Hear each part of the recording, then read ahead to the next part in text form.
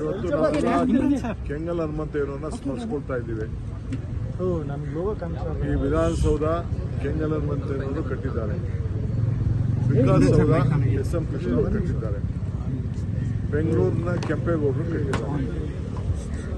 So ಇವತ್ತು ನಾವು ಸಾಕ್ಷಿ ಗುಡ್ಡೆ ಅಂತ ಏನು ನಾವು ಮಾತಾಡ್ತೀವಿ, ಆ ಸಾಕ್ಷಿ ಗುಡ್ಡೆಗೆ ಇವೆಲ್ಲ ಸಾಕ್ಷಿಯಾಗಿ ಇವತ್ತು ಉಳ್ಕೊಂಡಿದೆ.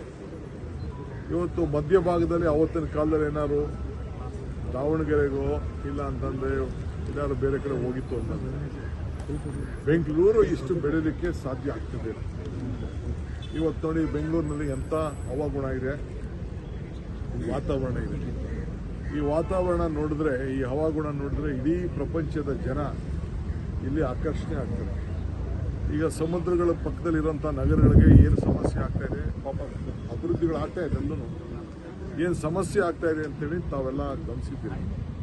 ಸೊ ಹಂಗೆ ನಮ್ಮ ಬೆಂಗಳೂರು ಇಡೀ ಭಾರತದಲ್ಲೇ ಭಾಳ ಶ್ರೇಷ್ಠವಾದಂಥ, ಭಾಳ ಉತ್ತಮವಾಗಿ ಎಲ್ಲ ಥರದಲ್ಲೂ ಕೂಡ ರಕ್ಷಣೆ ಇರುವಂಥ ಒಂದು ಪವಿತ್ರವಾದಂಥ ಜಾಗ.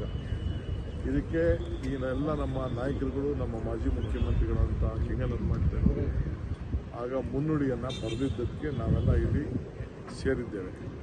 ಸೊ ಹಂಗೆ ಯಾರಿಗೇ ಆಗಲಿ ಯಾವುದೇ ಒಂದು ಅಧಿಕಾರ ಸಿಕ್ಕಿದಾಗ ಇಂಥ ಸಾಕ್ಷಿ ಗುಡ್ಡೆಗಳನ್ನು ಬಿಟ್ಟು ಹೋಗಬೇಕು.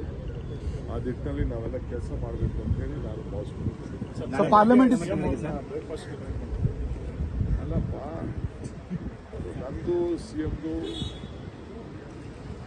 ಸಂಬಂಧಪಟ್ಟಂಥ ವಿಚಾರ. ನಾವಿಬ್ಬರು ಬ್ರದರ್ಸ್ ಥರ ಕೆಲಸ ಮಾಡ್ಕೊಂಡು ಹೋಗ್ತಾ ಇದ್ದೀವಿ. ನನಗೆ ಅವರು ಯಾವಾಗಲೂ ನಾವು ನಿಮ್ಮ ಒತ್ತಡಕ್ಕೆ ನಾವು ಓದೋ ಅಷ್ಟೇ, ನಮಗೇನು ಅವಶ್ಯಕತೆ ಇರಲಿಲ್ಲ. ನಾವು ಯಾವುದು ನೀವು ಹೇಳ್ತಾ ಇದ್ದೀರಲ್ಲ ಗುಂಪು ಗುಂಪು ಗುಂಪು, ಯಾವ ಗುಂಪು ಇಲ್ಲ ಏನಿಲ್ಲ. ನೀವು ಗುಂಪು ಮಾಡ್ತಾಯಿದ್ದೀರಿ.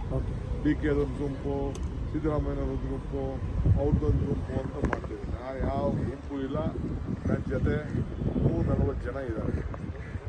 ಅರ್ಥ ಆಯ್ತಾ? ಯಾರು ಹುಟ್ಟುವಾಗ ಒಬ್ಬನೇ ಹುಡ್ತೀವಿ, ಸಾಯುವಾಗ ಒಬ್ಬರೇ ಇರ್ತೀವಿ. ಬಟ್ ಪಾರ್ಟಿ ಅಂತಂದಮೇಲೆ ಎಲ್ಲರೂ ಒಟ್ಟಿಗೆ ತೆಗೆದುಕೊಂಡು ಹೋಗ್ತೀವಿ.